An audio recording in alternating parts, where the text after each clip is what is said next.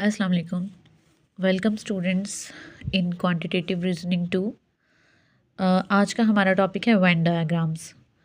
When diagrams basically ये है एक विजुअल रिप्रेजेंटेशन होती है।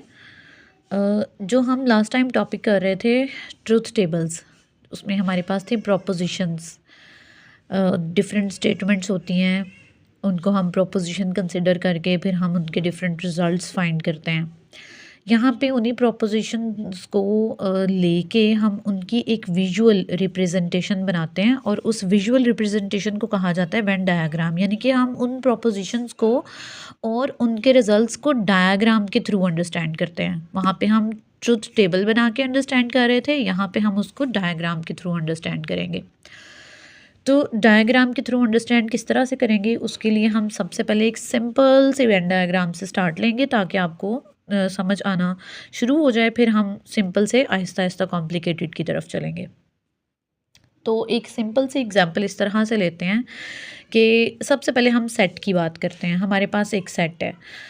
वेन डायग्राम्स बेसिकली जो हैं ये 4 डिफरेंट इसके एस्पेक्ट्स होते हैं, वो पहले देख लें। इस तरह से हमारे पास एक यूनिवर्सल सेट होता है। एक बड़ा सेट हम इस तरह से ड्रॉ करते हैं, उसे हम कहते हैं universal set. This is universal set. अब हमारी जो भी डायग्राम्स बननी है, एक तो ये कि वेन डायग्राम को इस तरह के एक रेक्टेंगुलर बॉक्स और उसके अंदर सर्कल्स के साथ रिप्रेजेंट किया जाता है हमेशा। ये वेन डायग्राम का प्रोसेस होता है।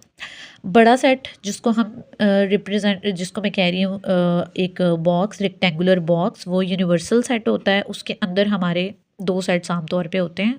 सिंपल में 2 और थोड़ा सा कॉम्प्लिकेट कर लें तो 3 और 4 भी हो सकते हैं। तो हमने यहाँ बेसिकली 2 और 3 पे काम करना है। तो हम स्टार्ट लेते हैं 2 से। ये इस तरह हमारे पास होता है। इसकी जो मैंने आपको 4 कैटेगरीज़ बताई हैं वो ये हैं कि सबसे पहले ऐसा होता है कि अगर 2 सेट्स हों हमारे पास और उन दोनों के अंदर कुछ कॉमन हो, तो वो इस तरह से बनता है कि एक सेट लेट्स से ये ए हो जाएगा, दूसरा सेट बी हो जाएगा। और अगर दोनों के अंदर कुछ कॉमन है तो हम उनको यूँ ड्रॉ करेंगे कि बी सेट इस तरह से और जो उन दोनों की कॉमन चीज़ें हैं वो इस तरह से ओवरलैप कर जाएंगे एक दूसरे के अंदर। तो इस वाले पार्ट को ओवरलैप कहते हैं। ओवरलैपिंग सेट्स इस तरह से शो किए जाते हैं, तो इसको हम कह देते हैं ओवरलैपिंग सेट्स। ये ओवरलैपिंग कैटेगरी हो गई। इसके बाद हमारी आ जाती है जो ओवरलैप नहीं कर रहे होते, जो बिल्कुल एक दूसरे के साथ डिस्टिंक्ट होते हैं। डिस्टिंक्ट यानी कि बिल्कुल एक दूसरे से मुख्तलिफ होंगे। उसमें ये होता है कि इसी तरह से हमारे पास एक रेक्टेंगुलर बॉक्स यानी यूनिवर्सल सेट, उसके अंदर सेट ए और उसके अंदर सेट बी, इन दोनों में कुछ भी आपस में कॉमन नहीं होता, तो वो हो जाता है ओवरलैपिंग सेट। और जो एक तीसरी कैटेगरी होती है वो ये होती है कि एक यूनिवर्सल सेट आ गया और आप कभी कभार ऐसा होता है समटाइम्स हमें एक सेट जो दिया जाता है, दूसरा सेट उसी का एक सबसेट दे दिया जाता है, तो वो उसी के अंदर फॉल कर जाता है। तो यहाँ पे आ जाता है B is a subset of A, और इसी तरह से A is a subset of B भी हो सकता है। वो दोनों प्रोपोजिशंस या दोनों स्टेटमेंट्स पे डिपेंड कर रहा होता है। ठीक है, तो ये सिंपल तो 3 तरह की। चौथी वही कि ए बी इज़ यहाँ पे B is a subset of A है, और चौथी कैटेगरी हो जाएगी A is a subset of B, तो वो इसी तरह से हो जाएगी। अब एक सिंपल सी एग्जांपल जो है वो हम इस तरह से लेते हैं इसकी कि लेट्स से हमारे पास 2 सेट्स हैं। एक सेट ए है, इसके एलिमेंट्स हैं हमारे पास 1 2 3 अप टू 10। और एक सेट बी है, इसके एलिमेंट्स हैं 2 एंड 4 6 अप टू 10, यानी कि 6 8 एंड 10। यानी ये जो हैं ये हमारे पास फर्स्ट 10 नेचुरल नंबर्स हैं और ये है इवन नंबर्स। तो फर्स्ट 10 नेचुरल नंबर्स में से इवन नंबर ले लिए। अब अगर हम इनको ड्रॉ करना चाहें वेन डायग्राम के थ्रू, तो हम क्या करेंगे, सबसे पहले एक यूनिवर्सल सेट आ जाएगा जिसमें कि तमाम नेचुरल नंबर्स होते हैं। ठीक है, यूनिवर्सल सेट हमेशा एक बड़ा सेट होता है जिसमें उन दोनों सेट से रेलेवेंट और उससे मिलती जुलती सारी कैटेगरीज उसके अंदर फॉल कर रही होती हैं। अब हमारे पास सेट ए जो है वो 1 से लेके 10 तक है। तो अगर हम सेट ए यहाँ पे ड्रॉ करते हैं 1 से लेके 10 तक 1। अच्छा, और जब हमने ओवरलैपिंग या सबसेट बनाने होते हैं एक दूसरे के, तो वो हमने इस तरह से राइट करना होता है उनके अंदर अपना सारा डाटा कि जो तो अलहदा से आने हैं वो दूसरे के अंदर फॉल कर सकें। यानी ये मैं आपको बना के दिखाती हूँ कि यानी अब देखें हमें यहाँ पे नज़र आ रहा है कि B is a subset of A, B A का सबसेट है। तो बी को ए का सबसेट बनाने के लिए हमें बी वाले एलिमेंट्स इस तरह से लिखने हैं कि बाद में जब हम उसके अंदर बी सेट को, ये ए सेट है ये बी सेट है, उसके अंदर बी सेट को जब हम ड्रॉ करेंगे तो बी वाले बी में ही रहने चाहिए और वो ए में तो ऑलरेडी हैं ही हैं। तो हम इनको कैसे लिखेंगे 1 2 3 4 5 6 7 8 9 10, इस तरह से हम इसको राइट करेंगे। अब ये देखें कि सेट ए ये सारा था और इसके अंदर सारे ही फॉल कर रहे हैं और ये बी में थे जो कि सेट ए में भी आ रहे हैं और बी में भी आ रहे हैं। तो ये एक बहुत ही सिंपल सी एग्जांपल थी जो छोटी क्लासेस में भी हमने पढ़ी होती है। अब हम थोड़ा सा इससे ज़्यादा ऊपर जाएंगे और इसके बाद आहिस्ता आहिस्ता कॉम्प्लिकेटेड एग्जाम्पल्स की तरफ जाएंगे। अब हमारे पास एक एग्जाम्पल है वेन डायग्राम्स को लेके, सब्जेक्ट्स एंड दो सब्जेक्ट्स हैं हमारे पास।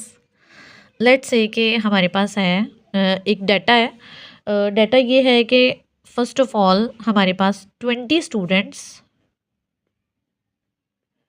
लाइक मैथ्स, 20 स्टूडेंट्स मैथ्स को लाइक करते हैं, 15 students like physics, 15 students physics like करते हैं। और थर्ड जो मेन बात है जो हमने डायग्राम में रिप्रेजेंट करनी है वो बात ये है कि 10 students like both subjects.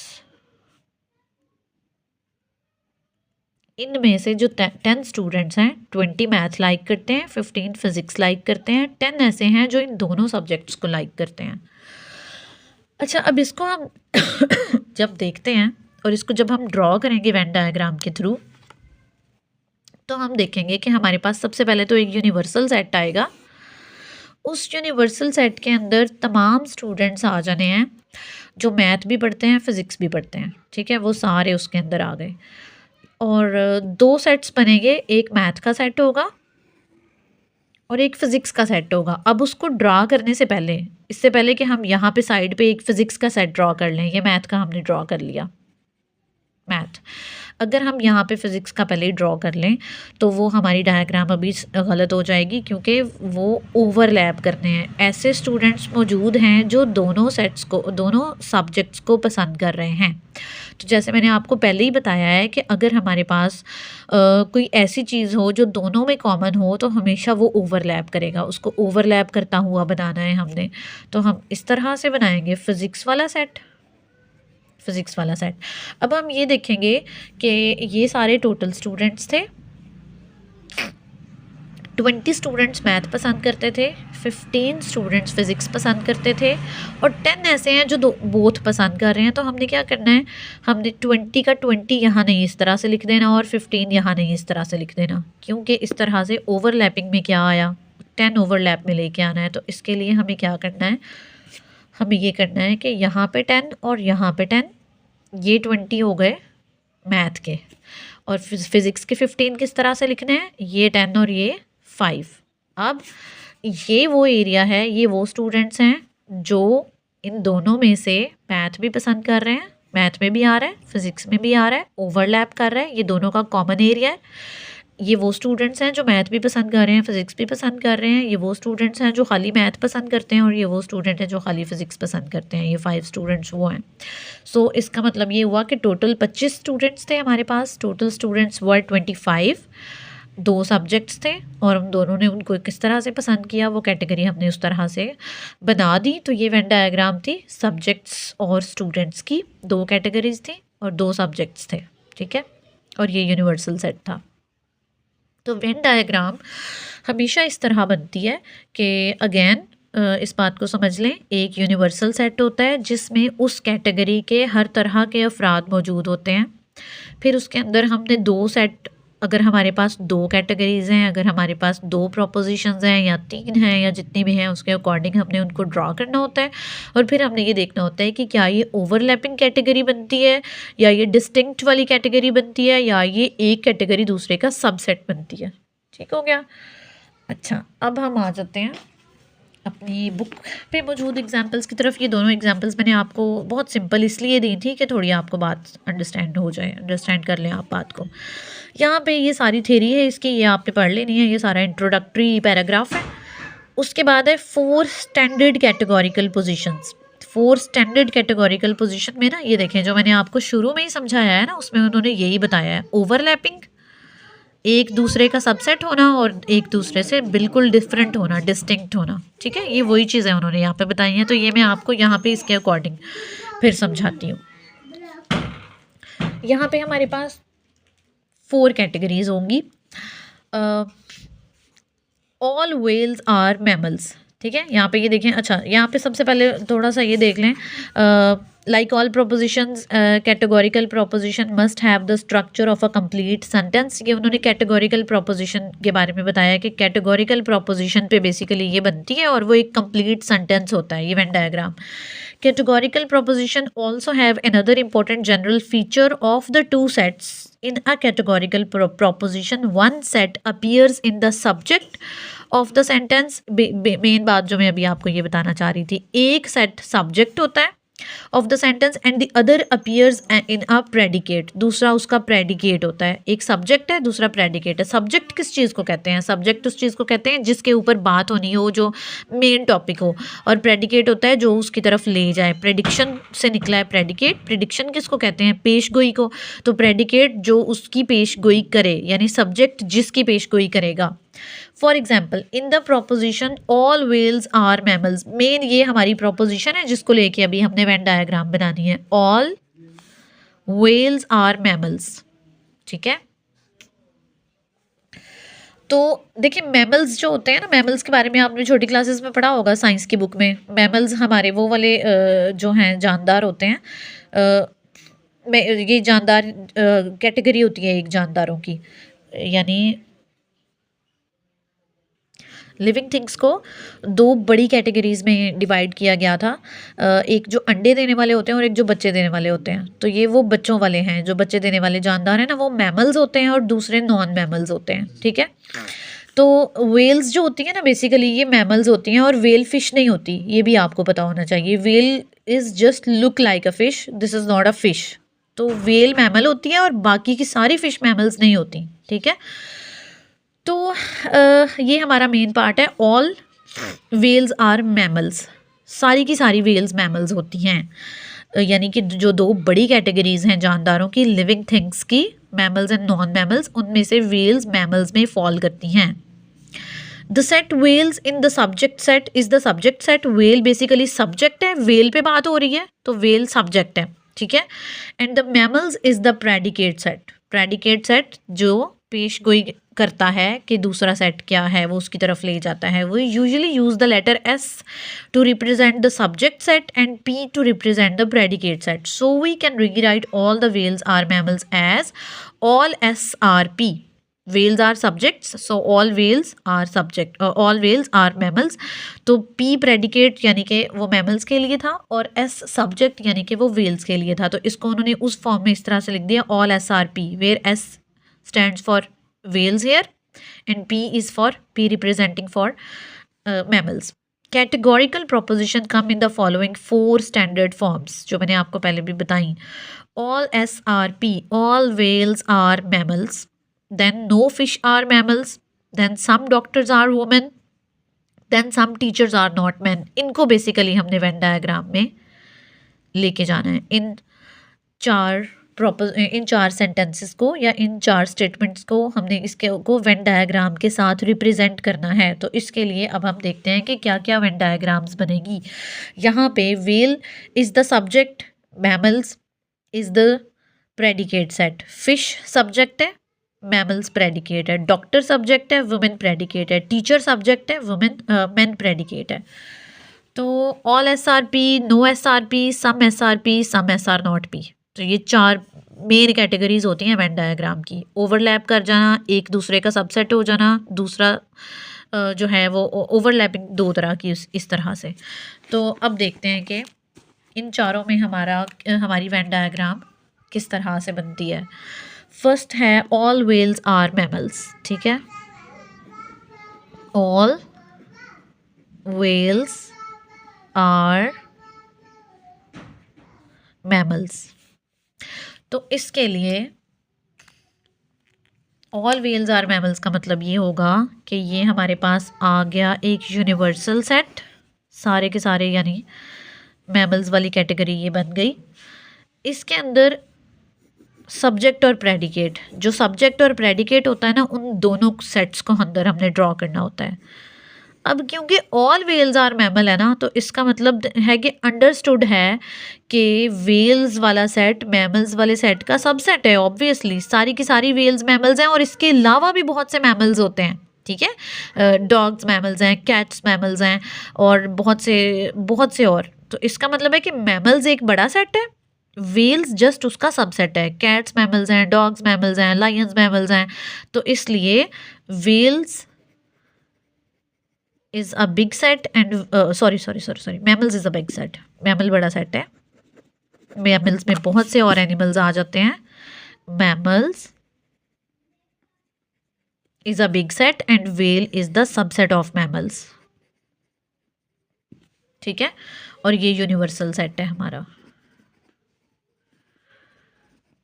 Okay, so this is the Venn diagram for this sentence or this statement, all whales are mammals. Second one was no fish are mammals. अब ये था one is a subset of other, और जो दूसरी category आने लगी है वो डिस्टिंक्ट की आएगी, जो बिल्कुल एक दूसरे से डिफरेंट है, जिनमें कुछ भी एक दूसरे के साथ ओवरलैप नहीं कर रहा, ना एक दूसरे के सबसेट बनेंगे, ना कुछ सम चीज़ें सम थिंग्स आर सेम, कोई चीज़ भी अंदर सेम नहीं होगी, दोनों ही एक दूसरे से डिफरेंट।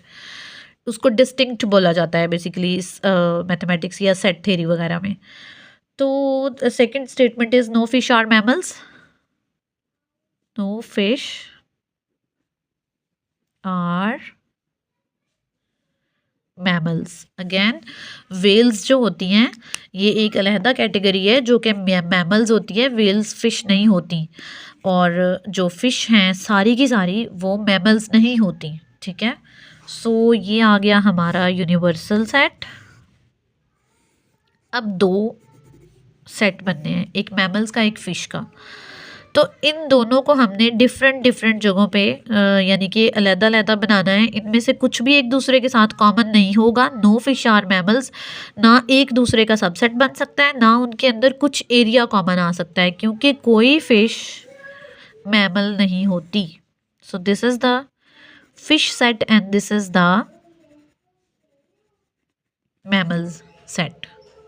ओके,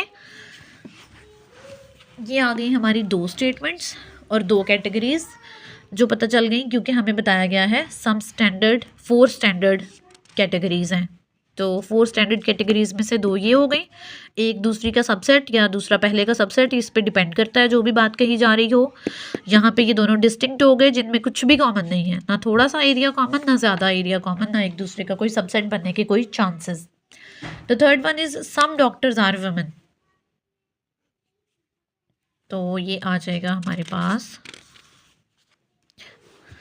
सम डॉक्टर्स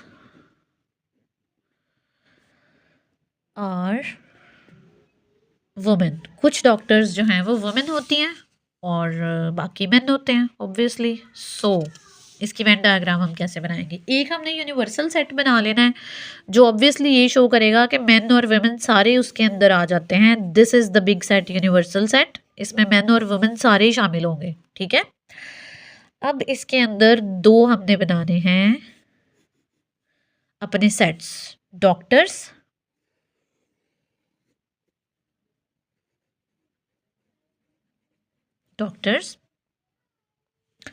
और दूसरा हमने बनाना है वुमेन। तो वो साइड पे नहीं बनाना, क्योंकि कुछ डॉक्टर्स ख़वातीन भी होती हैं, तो वो हम ओवरलैप करता हुआ बनाएंगे ताकि जो कुछ डॉक्टर वुमेन भी होती हैं वो उसके साथ ओवरलैप करे, और वो जो कॉमन एरिया है वो ये शो करे कि डॉक्टर्स जो हैं वो सिर्फ मेन नहीं होते, वुमेन भी होती हैं कुछ।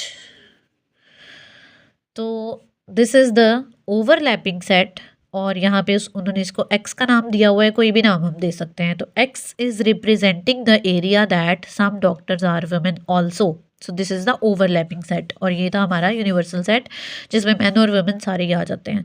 अब आप देखें कि ये बाकी का एरिया भी ये देख लें ना कि बाकी का एरिया क्या शो कर रहा है आपको। मैं बता रही हूँ कि ये जो है यूनिवर्सल सेट जो है, ये सारा रेक्टेंगुलर बॉक्स में आदमी और ख़वातीन दोनों मौजूद हैं।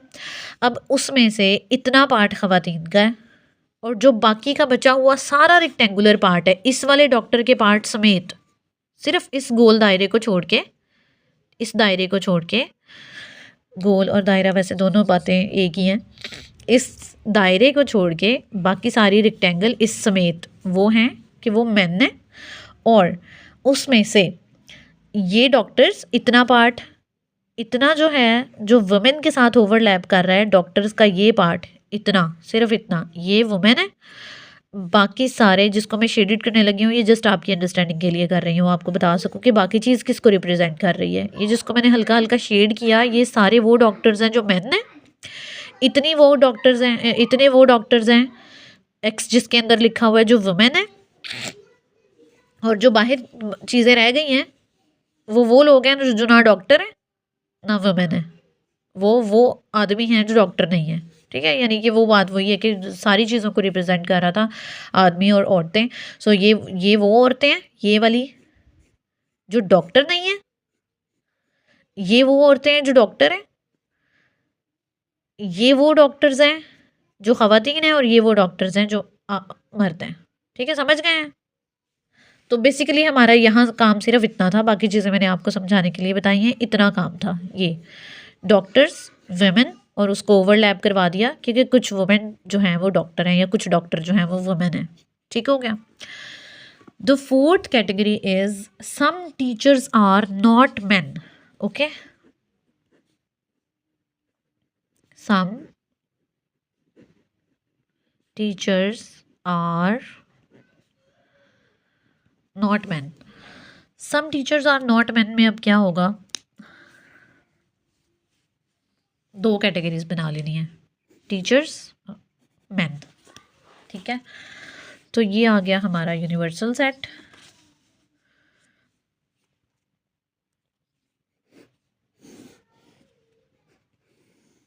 This is universal set, this is teachers. और क्योंकि अगर कुछ आदमी नहीं है तो कुछ तो आदमी है ना, यानी कि अंदर से कुछ टीचर्स आदमी नहीं होते, कुछ टीचर्स आदमी हैं, तो इसका मतलब है कि मेन के साथ उसको ओवरलैप करवाना ही है। बेशक कुछ आदमी नहीं है लेकिन कुछ तो है ना, ये सेंटेंस यही बात रिप्रेजेंट कर रहा है। Some teachers are not man, it mean some teachers are man also. So ये भी एक ओवरलैपिंग सेट ही है मैन के साथ, ऑब्वियसली मैन। अब यहाँ पे एक्स बस डिफरेंट जगह पे चला जाएगा। यहाँ पे हमारी जो स्टेटमेंट को रिप्रेजेंट करने वाला था वो ये एरिया था जिसके अंदर मैंने एक्स लिखा। इधर हमारी स्टेटमेंट को ये एरिया नहीं रिप्रेजेंट कर रहा, because this area is showing us that these teachers are also men. Teachers, ये वाला एरिया हमें ये शो कर रहा है, जो दोनों का ओवरलैपिंग या दोनों का कॉमन एरिया है, वो ये शो कर रहा है कि ये वाले इतने टीचर्स मेन हैं। जबकि हमारी स्टेटमेंट क्या कह रही है, some teachers are not man. तो इस दफ़ा हमारा एक्स बस इधर आ जाना है, दीज टीचर्स। अब इसको मैं थोड़ा शेड करने लगी हूँ आपकी अंडरस्टैंडिंग के लिए। These teachers are not man. कुछ अगर आदमी नहीं है तो कुछ आदमी हैं भी, तो हमने उसको आदमियों वाले को ओवरलैप करवा के उसको साइड पे कर दिया। ठीक है, इसकी शेडिंग नहीं होगी। और ये हमारी स्टेटमेंट को शो करने वाला एरिया है। तो इधर जो हमारी स्टेटमेंट को शो करने वाला एरिया है वो यहाँ पे जिसमें मैंने एक्स लिखा, और इधर हमारी स्टेटमेंट को शो करने वाला एरिया ये है जहाँ पे मैंने एक्स लिखा। ठीक है, तो ये इस नॉट की वजह से हमारे एरिया में, रिक्वायर्ड एरिया में ये फ़र्क आया है। तो अंडरस्टैंड। ओके, तो ये 4 मेन कैटेगरीज थी जो आपको दिखाई, overlapping, one is a subset of an other, and distinct. ठीक है, this is the page number 226, और इसके ऊपर ये सारा अच्छी तरह से जो है वो आप रीड आउट भी कर सकते हैं।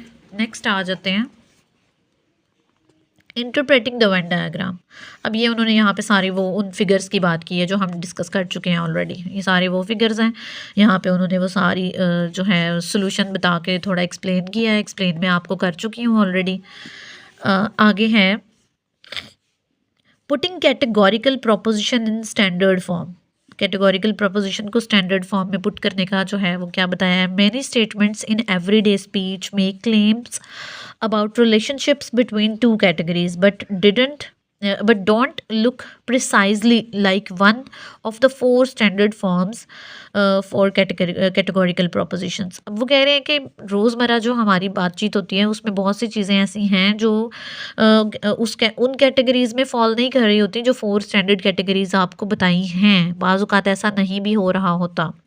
It's often useful to rephrase such statements in one of the standard form. In 4 standard forms में से ये जो 4 स्टैंडर्ड फॉर्म्स मैंने लिखी थी, इन 4 स्टैंडर्ड फॉर्म की तरह रीफ्रेज कर लें। जो रूटीन की बातें होती हैं जो आपको उस तरह की नहीं दिख रही होती कि आपने देखें आपने 4 मेन कैटेगरीज पढ़ी हैं और आपने क्या करना है, इनको सामने रखते हो आपने वेन डायग्राम बनानी सीखी है, तो आप उस बात को रीफ्रेज कर लें, दोबारा लिख लें इस तरह का बना के। ये 4 जो हमारे पास कैटेगरीज थी, तो उन्होंने किस तरह से हमें बताया इसको ये करना। It's often useful to rephrase such statements in one of the standard forms. For example, the statement all diamonds are valuable can be rephrased to read all diamonds are things of value। तमाम diamonds जो होते हैं वो valuable होते हैं। तो देखें यहाँ से ही वैसे बन सकती है, कोई ऐसी मुश्किल बात नहीं है। ये आगे डायमंड्स सब्जेक्ट है, सब्जेक्ट क्या था, मेन टॉपिक, और वैल्यूबल हमने एक और सेट बना लेना है। हमने बना लेना है कि ये वो जो हैं वो चीज़ें हैं जो वैल्यूबल होती हैं, जो कीमती होती हैं। All diamonds are valuable. अब आगे उन्होंने रीफ्रेज कर दिया है, वैसे इतनी कोई ख़ास ज़रूरत नहीं है, हमें यहाँ से ही समझ आ रही है कि हमने कैसे वेन डायग्राम बनानी है। Can be rephrase to read all diamonds are the things of value. All diamonds are, उन्होंने बेसिकली उसको इस जैसा बनाया है, all whales are the mammals, ठीक है ना। तो इस जैसा बनाने के लिए ऑल वेल्स उन्होंने कर दिया ऑल डायमंड्स। वही आपको बता रही हूँ कि चारों कैटेगरीज के जैसा बना लेने का कहा है उन्होंने, जिसके जैसा बन सकता हो रीफ्रेज कर लें। All diamonds are the things that have value. तो हमें वैसे भी समझ आ रही थी कि डायमंड जो है वो सब्जेक्ट है और वैल्यूबल जो है वो कीमती चीज़ें हैं। सो ये पहली वाली कैटेगरी जैसा बनेगा और एक दूसरे का सबसेट बनेगा। कैसे बनेगा वो हम अभी बनाते हैं। Now the statement has the form all SRP। देखा, तो ये all diamonds are things of value. तो ये स्टेटमेंट किस तरह की बन गई, ऑल SRP जो हमने सबसे पहली कैटेगरी बनाई थी, where S is the diamond, S is subject is the diamond and predicate is the things that value. तो ये बनेगा all diamonds are valuable. All diamonds are valuable. तो दिस इज A, वैल्यूबल। सो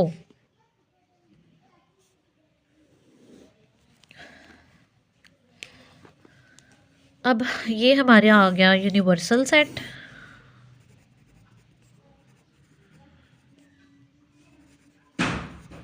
ये आ गई सारी की सारी वैल्यूबल थिंग्स।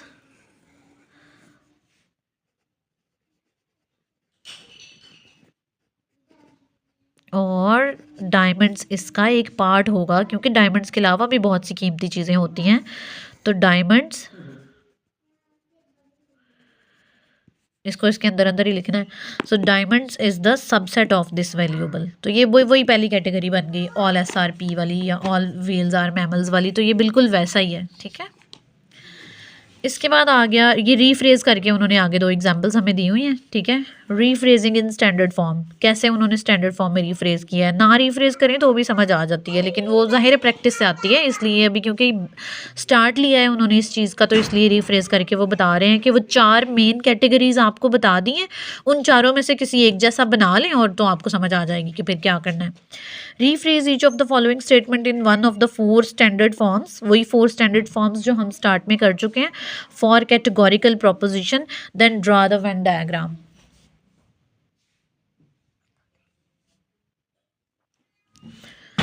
किसको रिफ्रेज कर रहे हैं? Rephrase each of the, then draw the Venn diagram. Some birds can fly, कुछ परिंदे उड़ सकते हैं। तो इस बात का क्या मतलब है कि कुछ नहीं भी उड़ सकते, ठीक है। तो अब हमने क्या करना है, some birds can fly, birds और the animals that can fly, तो 2 हमारे सेट्स बन जाएंगे और हमने उन सेट्स को जो है वो ड्रॉ कर लेना है। अब हम कैसे करेंगे इसको, let's draw this. Some birds can fly. अच्छा, इसको रीफ्रेज कैसे कर लिया था, वही कर लिया कि सम SRP,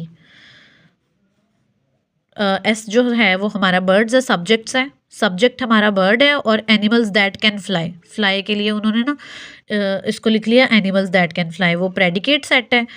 बर्ड्स जो था वो सब्जेक्ट सेट है, animals that can fly predicate set है, तो उसको लिख लिया सम SRP, जो कि हमारे पास ऑलरेडी यहाँ पे सम SRP ये वाली कैटेगरी बनती है, ठीक है। तो इसको हम अब देखते हैं। Some birds can fly.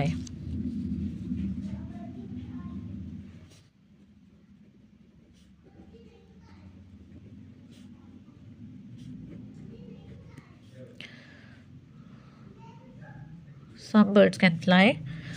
अब हमारे पास 2 सेट आ जाएंगे, एक यूनिवर्सल सेट आ जाएगा। This is the universal set,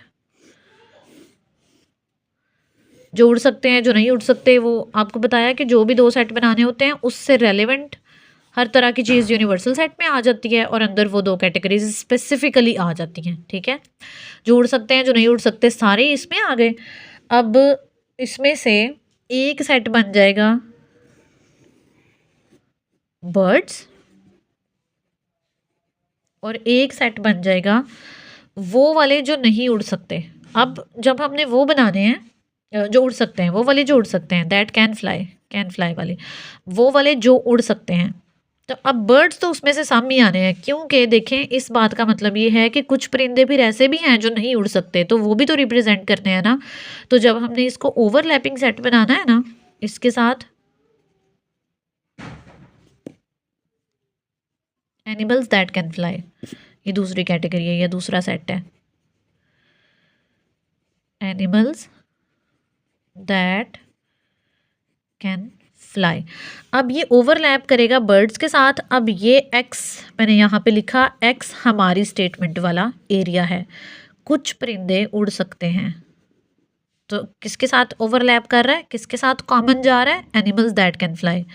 अब ये सारे वो हैं जो नहीं उड़ सकते, ठीक है। कुछ उड़ सकते हैं तो इसका मतलब है कि कुछ नहीं भी उड़ सकते, तो इसका मतलब है कि अब ये सारा वो है जो नहीं उड़ सकते और ये वो है जो उड़ सकते हैं, तो एक्स रिप्रेजेंटिंग आवर स्टेटमेंट, तो ये एरिया वो है कॉमन एरिया दोनों का कि जो उड़ सकते हैं, ठीक है।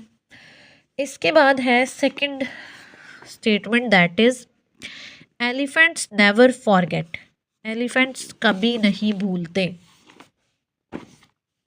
सो यहाँ पे एलिफेंट्स नेवर फॉरगेट,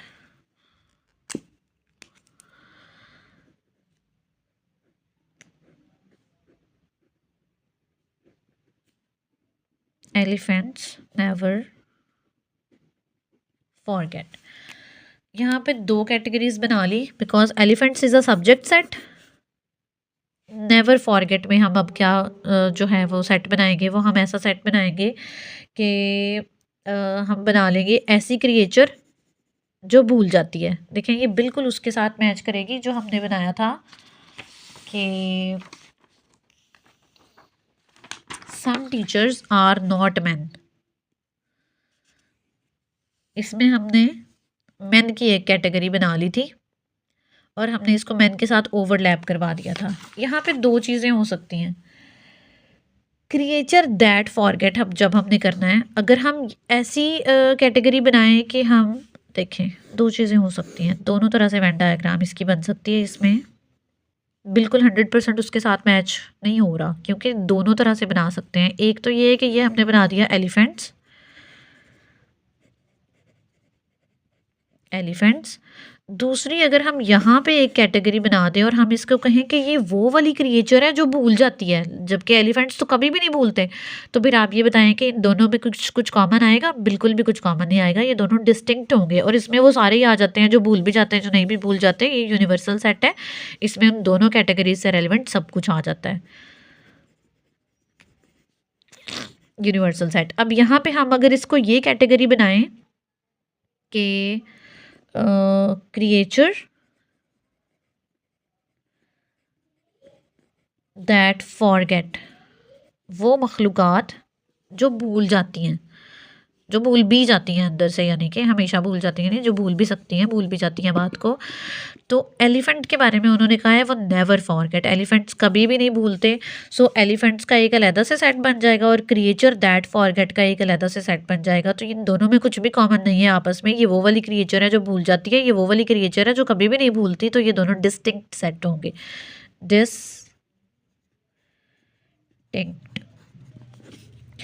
जबकि दूसरा में जो मैं आपको बता रही थी कि अगर मैं इस सेट को ये बना दूं कि क्रिएचर दैट कैन फॉरगेट, ऐसा भी तो बना सकती हूँ। यहाँ पे हमें कुछ स्पेसिफाई नहीं किया उन्होंने कि दूसरा सेट आप किस टाइप का लें, हमें नहीं बताया कि आप दूसरा। देखिए ये खुद से बनाया गया है, खुद से बस एक फ्रेज़ दे दी थी, एक सेंटेंस दे दिया था, उसको लेके अब नेवर फॉरगेट में हमारी मर्जी है कि हम यहाँ पे ऐसा सेट बना लें कि वो पूरा ही नेवर फॉरगेट वाला बना लें, या फिर ऐसा बना ले जो भूल जाते हैं।